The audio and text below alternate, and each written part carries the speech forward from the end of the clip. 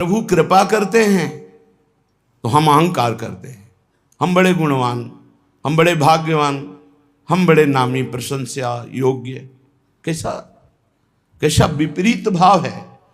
वो अकारण अहेतुकी कृपालु हम पे कृपा करते हैं, हम उनकी कृपा ना देखकर अपना गुणाभिमान कर बैठते हैं।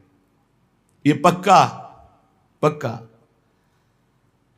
जैसे गुरुजन संतजन किसी को दुलार करे ना, प्यार करे ना, तो वो गुमान और अहंकार से भर जाता है।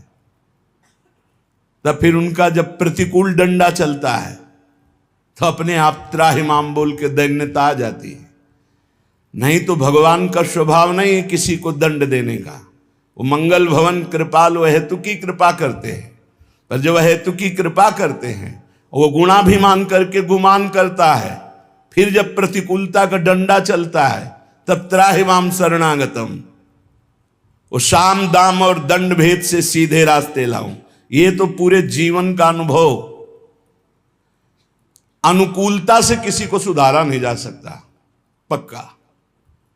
चाहे जितनी अनुकूलता दे दो, ये दुष्ट स्वभाव मन और इंद्रियां ना अपने और ना दूसरों के कभी सुधरने वाले नहीं।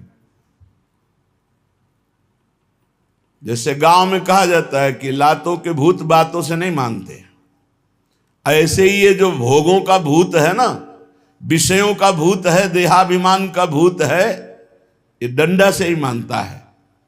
जब चिंता, शोक, भय, विपत्ति, रोग कदम कदम पे इनके डंडे लगते तब इनके होश आते हैं।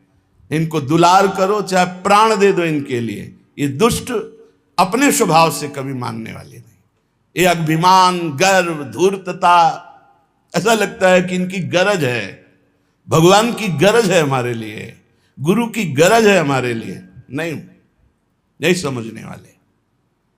ये समझते ही दंड से है। साम दाम सब दे के देख लो, नहीं समझने वाले, ये दंड से समझते हैं। एक बार किसी अधिकारी से वार्ता कर रहे थे तो हमने कहा आप प्रेम से भी समझा करके किसी को सुधार सकते हैं, प्रेम में बड़ी सामर्थ्य है। तो उनका साधु स्वभाव वालों को, महाराज शायद आप ना जानते हो लेकिन दुष्टों को प्रेम के द्वारा सुधारा ही नहीं जा सकता। का कोशिश करना, अगर आप प्रयास करना, एक बार प्रेम से समझाने की कोशिश। अगली बार जब मिले तो उन्होंने कहा अब आपको एक घटना बताएं। किसी आदमी की पर्स, मोबाइल, बैग, ये सब उठाकर चोर भागा। वो इंतजार में बैठे हुए थे, वाहन के पीछे रखे हुए थे। उनका जब ध्यान गया तो देखा, वो आए, रिपोर्ट लिखाई। वहां तो पता होता है कि इस एरिया के कौन कौन कैसे लोग होते हैं। तत्काल पकड़ के मंगवाया, बैठा ला, लाओ इसको ठंडा पिलाओ। हाथ जोड़ा, कहा भाई उनका मोबाइल, उनकी पर्स, उनका बैग वापस कर। अरे साहब आप कैसे, आप ऐसा कैसे? नहीं, और आप ठंडा पी लीजिए और जो चाहिए खा लीजिए, लेकिन हाथ जोड़ता हूं आप उनकी सामान दे दीजिए। वो बाहरी व्यक्ति हैं, वो जाना चाहते हैं, उनके पास पैसे भी नहीं रह गए। अरे साहब आप ऐसा कैसे कैसे? अच्छा, उठाया डंडा, 10-20 डंडा मारा, बोले अभी ला के देते हैं, अभी ला के देते। तत्काल ला करके दे दिया। वो आके बताया कि महाराज कुछ ऐसे देवता होते हैं जिनकी पूजा ऐसे ही की जाती, तब समझ में आते हैं। तो सही मानो हम लोग ऐसे में ही हैं। हमारे हरि राधा माधव बहुत करुणा करके हेतु की कृपा कर रहे हैं तो हम उनकी गरज समझते हैं। हमारे ऊपर गुरुजन दया कर रहे हैं, चलो भाई तुम्हारा हित हो, तुम्हारा मंगल हो, तुम खुश रहो। वो इसे गरज समझते हैं, अपने को रूपवान, गुणवान, महिमावान समझते हैं। अरे नष्ट हो जाओगे, नष्ट हो जाओगे। तुम्हें संभालने के लिए केवल नहीं, नष्ट हो जाओगे। आग से खेलोगे तो जल जाओगे। संत महात्मा भगवत कृपा का अनादर करोगे, नष्ट हो जाओगे। वैसे ही माया नष्ट कर रही है। एक है कृपालु, तुम तुम्हार सेवक असुरारी। भगवान और भगवान के भक्त यदि कृपा कर रहे तो निकल चलो। भोगों से निकल चलो, दोषों से निकल चलो, इनकी मांग मत करो, इनके फसाव में मत फंसो, मान जाओ नहीं तो सड़ोगे। ऐसे ऐसे रोग हैं, ऐसी ऐसी विपत्तियां हैं, ऐसे ऐसे भयानक घटनाएं हैं, विश्व में कोई किसी का साथ नहीं देता। मान लो, प्रार्थना मान लो, ये अहेतु की कृपा से बड़ा शुभ अवसर मिला है भगवत प्राप्ति के लिए। पूज्य श्री भाई जी महाराज कह रहे हैं, वृथा क्यों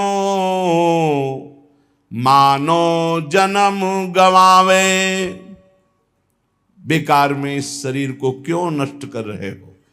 एक एक मिनट खत्म होता चला जा रहा है। क्यों इंद्री भोगन में फसनित, दुख अग्नि में तावे। समझ नहीं पा रहे, बड़ा विचित्र खेल। पहले भोगों का चिंतन करो तो जलन, फिर भोगों को भोगो तो थोड़ी देर मन का ऐसा लगा कि हमारी कामना पूर्ण हुई, फिर बाद में तृष्णा, भोगे हुए भोग को पुनः भोगने की इच्छा, फिर उस कर्म का फल, नाना प्रकार के ताप, दैहिक दैविक भौतिक। क्या ये नाटक है? थोड़ा तो विचार करो, थोड़ा तो सावधान हो। क्यों मानो जन्म गंवावे, एक ही है, इसमें निकल सकते हो, लेकिन एक तरफ भगवान हाथ पसारे खड़े, आ जाओ, दूसरी तरफ ये भोग, तो हम भगवान की तरफ पीठ करके भोगों की तरफ दौड़ रहे।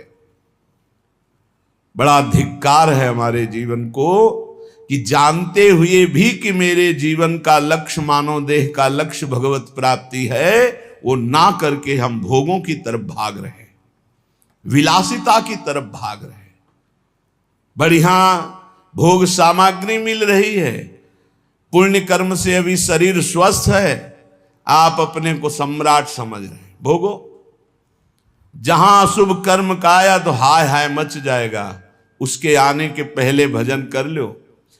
आग लगने के पहले जल की व्यवस्था रखो आग बुझाने की, नहीं आग लगने पर कुआं खोदना मूर्खता कही जाती है। ऐसे ही जब विपत्ति और संकट आते हैं तब बचाव पक्ष के लिए भगवती स्मृति ही नहीं रहती कि हम भगवान की याद कर ले, भगवान से प्रार्थना करें। जीवन भर भगवत विमुख रहे हो तो उस समय भगवत स्मृति जागृत नहीं होती। इसलिए ये भव तरन शरीर सुदुर्लभ, हरि सुमिरन के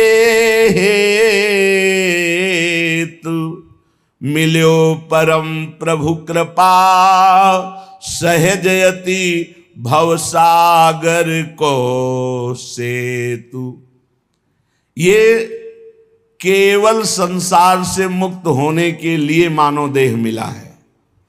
केवल हरि सुमिरन ही संसार से मुक्त कर सकता है। खुली बातें, ये मानव देह केवल भगवत प्राप्ति के लिए मिला है। भगवत प्राप्ति निरंतर भजन से होती है। भजन छोड़ करके, कृपा समुद्र भगवान का लीला कथा स्मरण छोड़ करके जो भोगों में रति है, यही हमारे नाश का हेतु है।